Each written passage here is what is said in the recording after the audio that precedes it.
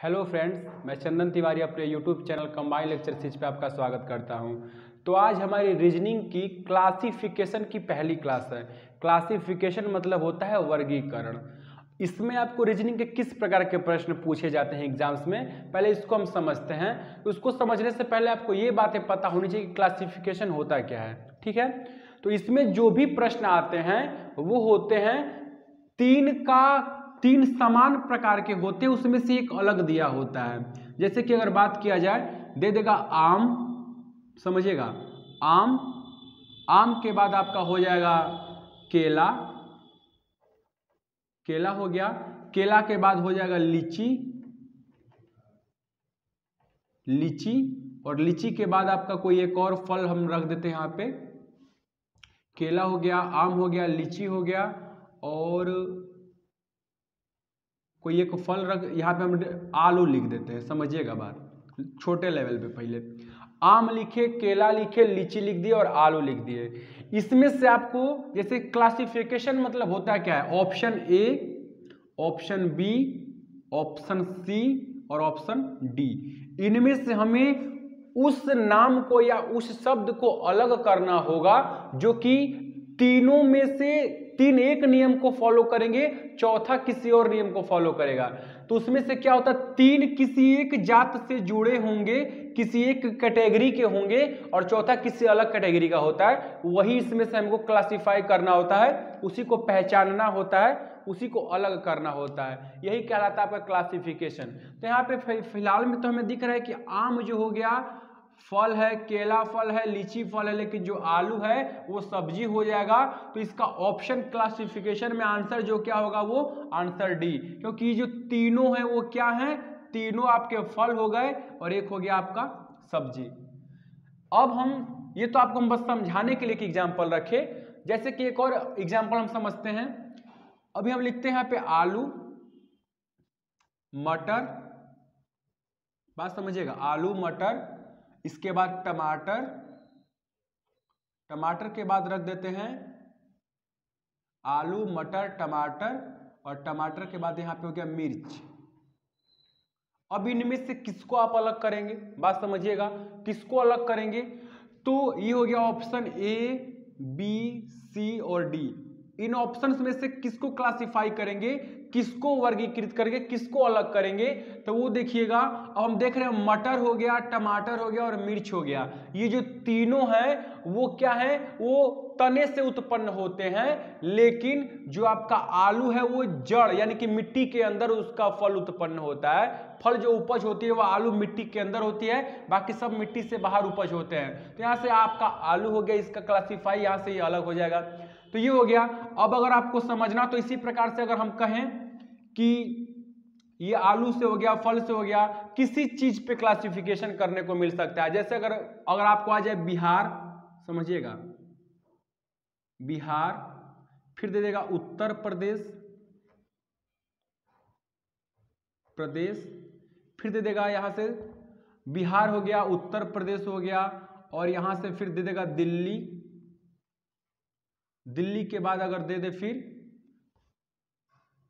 दिल्ली के बाद आपका दिल्ली हो गया, उत्तर प्रदेश, बिहार, और कोई एक और आपका यहां से राज्य का नाम हम रख देते हैं तमिलनाडु या हरियाणा रख देते हैं, ठीक है, पंजाब रख देते हैं, पंजाब। ये हो गया।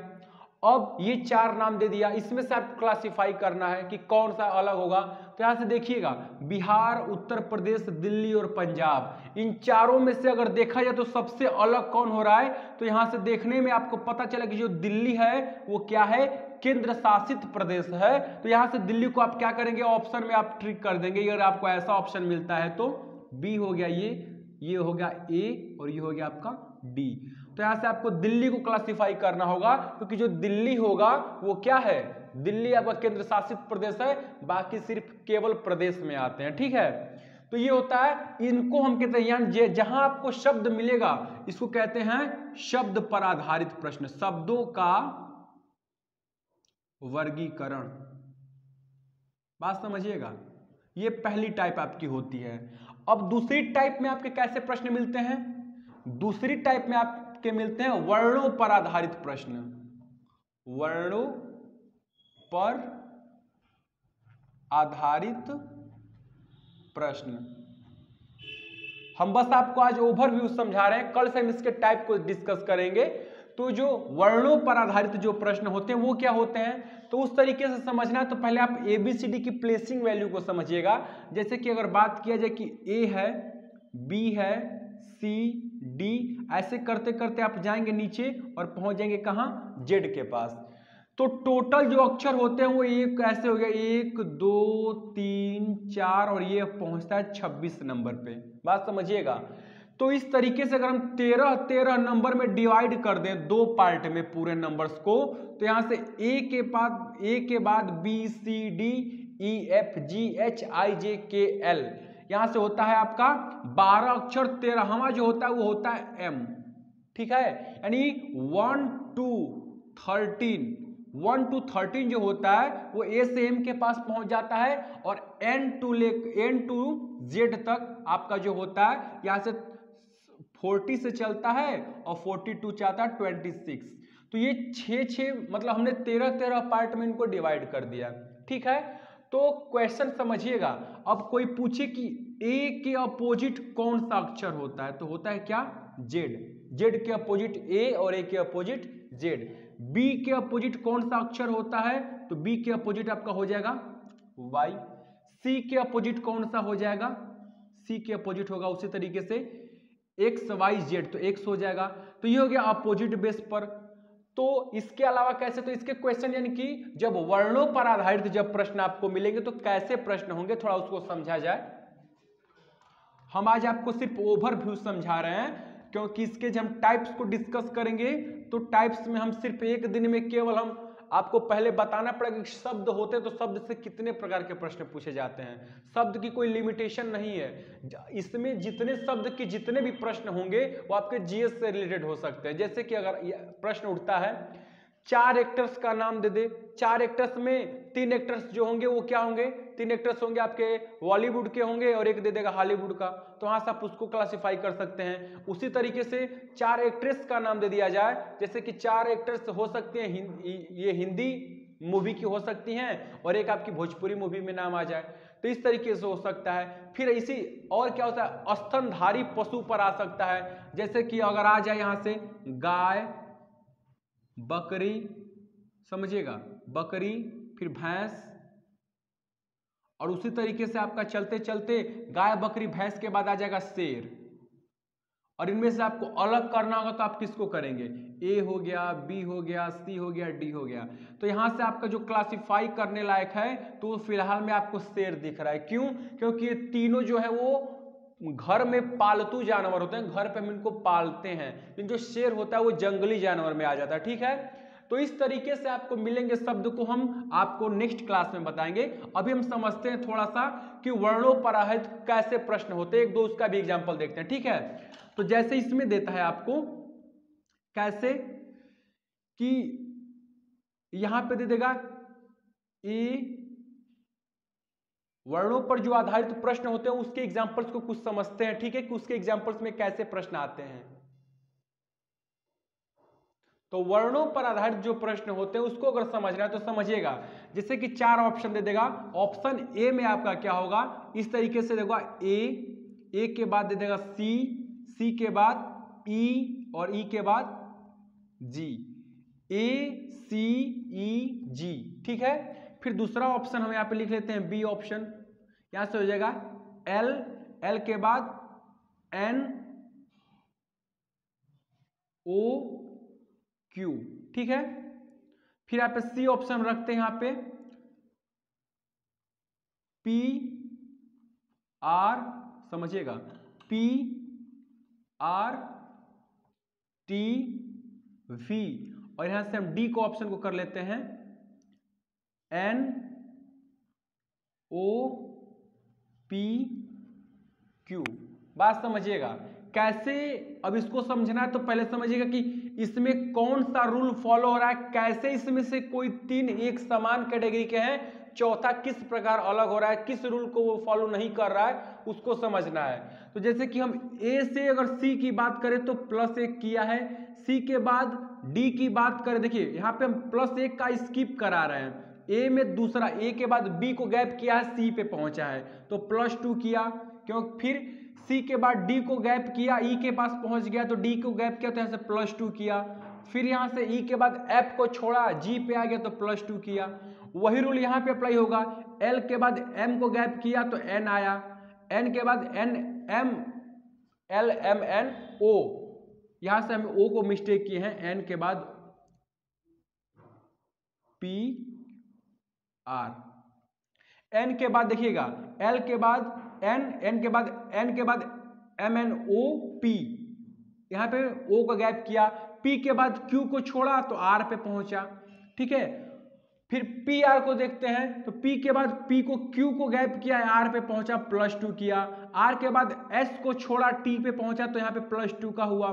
फिर टी के बाद P Q R S T, you को गैप किया तो यू के बाद वी पे पहुंच गया, ये भी +2 का रिलेशन अप्लाई किया। लेकिन यहां से देखिएगा एन से ओ पे जब पहुंचा ये, तो एन से ओ पे पहुंचने के लिए +1, ओ के बाद पी पे +1, पी के बाद क्यू पर +1, यानी इसमें सिर्फ एक एक स्किप किया है, डायरेक्ट स्किप भी नहीं किया, डायरेक्ट अगला अक्षर रखा है और इसमें सब में एक एक स्किप किया। तो ये जो तीनों थे एक कैटेगरी के हो गए और ये वाला जो होगा वो आपका आंसर हो जाएगा, क्योंकि ये रूल को फॉलो नहीं कर रहा है। तो इस तरीके से हो सकते हैं, या फिर अपोजिट बेस पे भी हो सकते हैं, जैसे कि दे देगा AZ, बात समझिएगा, यहाँ पे AZ दे दिया, B के बाद दे देगा Y, C के बाद X दे देगा और D के बाद आपको दे दे S, बात समझिए, दे दिया option A B C D। तो इसमें से कौन सा ऑप्शन आपका गलत होगा, कौन सा ऑप्शन है उसको छांटना है कि कौन इसमें से रूल फॉलो नहीं कर रहा है। तो ये होगा A के अपोजिट होते हैं Z, तो ये दोनों एक दूसरे के अपोजिट है, B के अपोजिट होते हैं Y, तो BY हो गए यहाँ से, C जो होते हैं वो X के अपोजिट होते हैं, तो ये भी सही है, लेकिन जो D है वो S के अपोजिट नहीं होता है, तो ये आपका रूल अप्लाई नहीं कर रहा, तो यही आपका क्लासीफाई हो जाएगा इसमें से। तो ये जो था, ये था वर्णों पर या अक्षरों पर, इसको कहते हैं अक्षरों पर आधारित प्रश्न। तो ये होता है टाइप सेकंड, हमने देखा, ठीक है। हम इसको डिस्कस करेंगे क्लास के अंदर। अभी हम आपको बता रहे हैं कि क्लासिफिकेशन के अंदर कितने प्रकार के मैक्सिमम प्रश्न पूछे जा सकते हैं, तो ये आपको बताया जा रहा है। तो पहला हमने देखा कि शब्दों पर वर्गीकरण या शब्दों पर आधारित प्रश्न भी हम कह सकते हैं, इसको शब्दों पर आधारित प्रश्न कह सकते हैं, शब्दों पर आधारित प्रश्न, बात समझिएगा।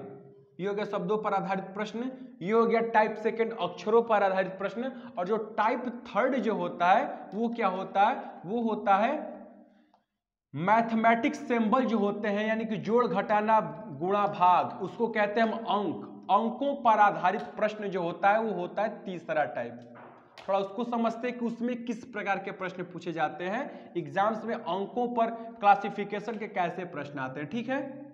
तो उसको समझना है तो वो तो आप आसानी से समझेंगे, क्योंकि जो मैथ होता है सारे बच्चे एक से लेकर पढ़ना स्टार्ट करते हैं तो उन लोग को मैथ बताया जाता है, जीएस पे वो स्टार्टिंग से फोकस नहीं करते हैं, फिर बाद में जब प्रिपरेशन करने जाते हैं तो उनकी जीएस में नंबर क्या होने लगता है, कम होने लगता है। लेकिन मैथ जो होता है वो शुरू से पढ़ते रहते हैं, तो मैथ में लगभग मैक्सिमम बच्चों का थोड़ा सा क्या होता है ना कि स्टार्टिंग से पकड़ होती है। कुछ ऐसे बच्चे होते हैं जो कि मैथ से भागते हैं, तो उनकी बात ही अलग होती है। इसलिए मैथ पर जो क्लासिफिकेशन का जो टाइप थर्ड होता है उसमें कैसे प्रश्न होते हैं, टाइप थर्ड जो होता है वो अंकों पर आधारित प्रश्न होते हैं। क्या? अंकों पर आधारित प्रश्न, ये टाइप थर्ड में आता है। इसमें कौन कौन से प्रश्न बनते हैं, कैसे प्रश्न बनते हैं, तो इसमें ये हो सकता है कि जैसे इसमें भी आप वही बातें होंगी, जैसे इसमें दे देगा ऑप्शन ए में, ऑप्शन ए दे देगा, ऑप्शन बी, ऑप्शन सी और ऑप्शन डी। कैसे प्रश्न होंगे, पहले पे दे देगा आपको 16, बात समझिएगा, फिर दूसरे पे दे देगा 9, फिर सी में आपको दे देगा 4 और डी में आपको दे देगा 2। इसमें से आपको अलग करना है कौन सा अलग होगा और होगा तो क्यों होगा अलग, रीजन पकड़ना है। हमने लिखा 16, 9, 4, 2, इसमें से कौन है जो कि रूल को अप्लाई नहीं कर रहा है, कौन सा है कि रूल का उल्लंघन कर रहा है, कौन इसमें से किसी न किसी रिलेशन से कौन तीन एक दूसरे से आपस में जुड़े हैं और कौन सा नहीं जुड़ा है। तो उसको समझने के लिए समझिएगा, जो 16 होता है वो 4 का स्क्वायर होता है, 9 जो होता है वो 3 का स्क्वायर होता है, 4 जो होता है वो 2 का स्क्वायर होता है, लेकिन जो 2 है वो किसी का स्क्वायर नहीं है, तो इसलिए ये रूल को फॉलो नहीं कर रहा है। इसलिए क्या यही आपका क्लासिफिकेशन में यही इसका आंसर होगा, क्योंकि ये तीनों संख्याएं वर्ग संख्याएं हैं, पूर्ण वर्ग संख्याएं, लेकिन जो 2 है वो पूर्ण वर्ग संख्या नहीं है, तो ऐसे ही अलग हो गया। ठीक है, अब हम चाहते हैं कि इसका एक और एग्जाम्पल देखें। ठीक है, तो यहां से देखिएगा, ए में आपका हो जाएगा ए ऑप्शन, बी ऑप्शन, सी और डी। इसमें कौन से हो सकते हैं? यहां पे हम रख सकते हैं, पहला हो जाएगा 2, 3, इसके बाद 4, 5। छांटिए, क्लासिफाई करिए कौन सा इसमें से ऑप्शन गलत है, कौन सा सही है। इसको अगर समझना है तो आप क्या करेंगे, तो यहां से समझने के लिए फिर समझिएगा, यहां पे हमने आपको, अगर आप हमारी क्लास देखना चाहते हैं तो नंबर सिस्टम देखिएगा। नंबर सिस्टम ने हमने बताया कि नंबर्स जो होते हैं वो कितने प्रकार के होते हैं, तो सारी नंबर्स के यहाँ पे कंसेप्ट इसी के ऊपर अप्लाई हो रहा है। ठीक है, अब यहां से समझिएगा, ये तो वर्ग संख्या से हमने क्लासिफाई कर लिया। यहां से देखिएगा, जो 2 है ये 2 आपका अभाज्य संख्या में आता है। अभाज्य, सबसे छोटी अभाज्य संख्या होती है 2। 2 के बाद 3 भी क्या है? अभाज्य संख्या है। 3 के बाद 5 भी क्या है? अभाज्य संख्या है। लेकिन 4 क्या है?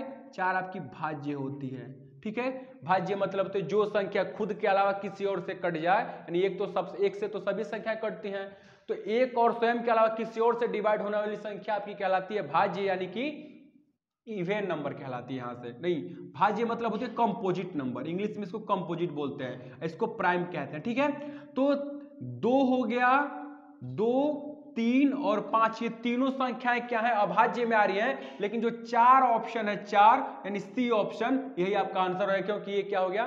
भाज्य हो गया। तो मैथ में भी अंकों पर आधारित प्रश्न कई प्रकार से पूछे जा सकते हैं, उसकी कोई कंडीशन नहीं है कि कैसे क्या पूछा जा सकता है, तो बस इसको समझना है। हम कम से कम इसके 50-50 प्रश्नों को देखेंगे। जीएस के भी कुछ ऐसे कंसेप्ट बताए जाएंगे, कुछ ऐसी जीएस के बारे में ऐसी इंपॉर्टेंट बातें बताई जाएंगी, जैसे कि आपके कुछ सरीसृप जानवरों के बारे में बताए जाएंगे, कुछ ऐसे फल के नाम बताए जाएंगे जो रसदार होते हैं, कुछ ऐसे फल के बारे में बताएंगे जो कि जिसमें बीज पाए जाते हैं, कुछ ऐसे फल के बारे में बताया जाएंगे जिसमें बीज नहीं पाए जाते हैं, जैसे केला हो गया, अंगूर हो गया। कुछ ऐसे सब्जी के बारे में हम पढ़ेंगे कि जो होते हैं जो जमीन के अंदर उपजते हैं, कोई होते हैं जमीन के बाहर उपजते हैं।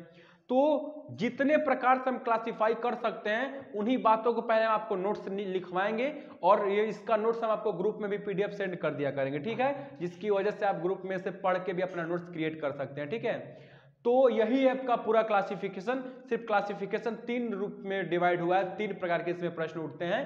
पहला जो होता है शब्दों पर आधारित प्रश्न, शब्दों का जो वर्गीकरण होता है। दूसरा होता है आपका वर्णों का या अक्षरों का वर्गीकरण, और जो तीसरा होता है, तीसरा कहलाता है आपका अंकों पर आधारित प्रश्न या अंकों का वर्गीकरण। 3 ही से मिलकर पूरा आपका क्लासिफिकेशन यानी वर्गीकरण चैप्टर बना हुआ है। तो ये थी पूरी क्लास। हम इसको कल से स्टार्ट करेंगे, क्या? शब्दों का वर्गीकरण, और शब्द को अच्छे से पूरी तरीके से जीएस पे थोड़ी सी फोकस करेंगे, जीएस के कुछ इंपॉर्टेंट बातों को समझेंगे, जिससे कि हम इसके क्वेश्चन को आसानी से सॉल्व कर सके। तो मिलते हैं कल इसके टाइप के साथ। धन्यवाद।